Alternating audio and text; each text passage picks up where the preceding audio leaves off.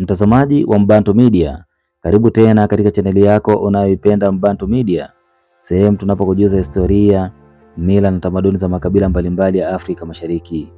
Leo tunasafiri hadi katikati ya Tanzania katika mkoa wa Singida, nyumbani kwa moja ya makabila yenye historia ndefu na utamaduni wa kuvutia sana. Kabila hilo ni Wanyiramba.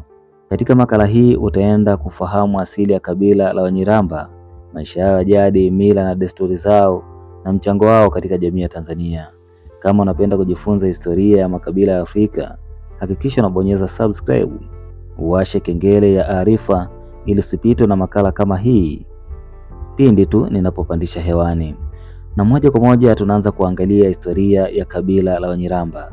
Wanyiramba ni moja ya makabila makubwa yanayopatikana katika mkoa wa Singida, hasa katika wilaya ya Iramba, kwa mujibu wa simulizi za wazee wa jadi pamoja na tafiti za kihistoria.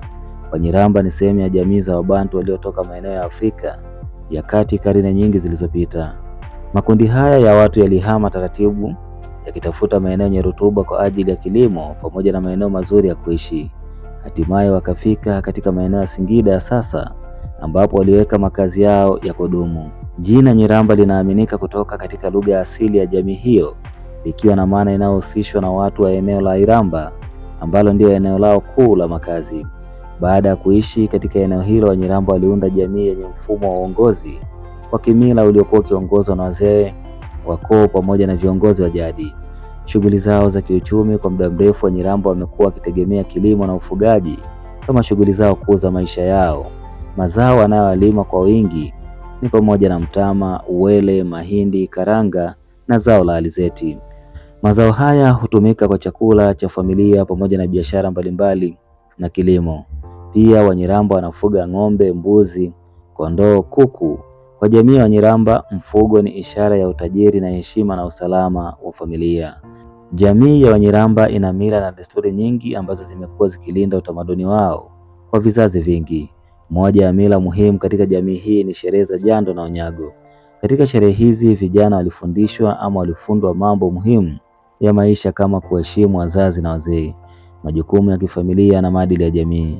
Pia Wanyiramba wana ngoma na nyimbo za asili zinazotumika katika matukio mbalimbali kama harusi, sherehe za mavuno, shughuli za kijamii. Ngoma hizi ni sehemu ya utambulisho wa utamaduni wao. Wanyiramba wanazungumza lugha inayoitwa Kinyiramba. Lugha hii ni mojawapo ya lugha ya Kibantu zinazopatikana Tanzania.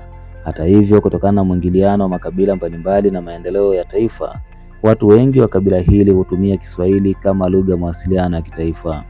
Katika maisha ya zamani, nyumba za Wanyiramba zilijengwa kwa kutumia udongo, miti, nyasi kwa ajili ya kuwezeka. Makazi yao mara nyingi yalikuwa katika mfumo wa vijiji vinavyojumuisha familia na koo mbalimbali. Jamii yao ilijengwa juu ya mfumo wa koo, ambapo kila koo ilikuwa na wajibu na nafasi yake katika jamii. Familia ilikuwa msingi mkubwa katika malezi ya watoto, kuhifadhi mila na utamaduni, kufundisha maadili ya jamii. Lakini pia katika Tanzania ya leo, Wanyiramba wamechangia sana maendeleo ya taifa katika nyanja mbalimbali kama elimu, biashara, kilimo, siasa, akiwepo mwanasiasa mkongwe na Waziri Mkuu wa Jamhuri ya Muungano wa Tanzania Dr. Mwigulu Nchemba.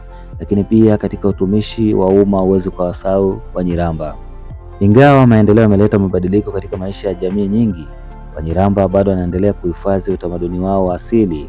Lakini pia hiyo ndiyo historia fupi ya kabila la Wanyiramba, moja ya jamii muhimu sana katika urithi wa kitamaduni wa Tanzania. Je, wewe una maoni gani kuhusu hii historia, au unatoka kabila la Wanyiramba? Tuandikie maoni yako hapo chini. Usisahau kulike, kushare na kusubscribe Mbantu Media ili kuendelea kupata makala nyingi zaidi za kihistoria ya makabila ya Afrika.